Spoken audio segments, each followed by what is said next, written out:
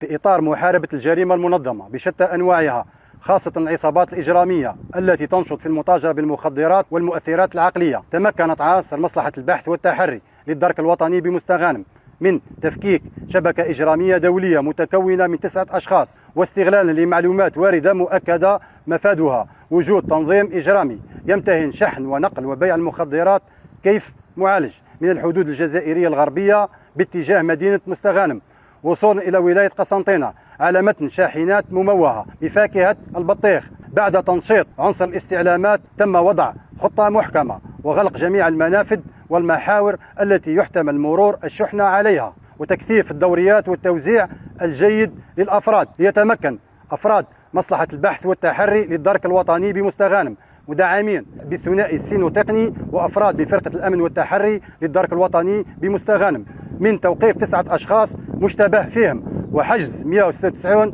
كيلوغرام من المخدرات كيف معالج كانت مخبأة بإحكام داخل تجويف ملحم للجهة الأمامية بمقطورة الشاحنة، وكذا 3 شاحنات، 3 أجهزة تتبع GPS، مركبة سياحية وهواتف نقالة. سوف يتم تقديم الموقوفين أمام الجهات القضائية المختصة فور الانتهاء من التحقيق.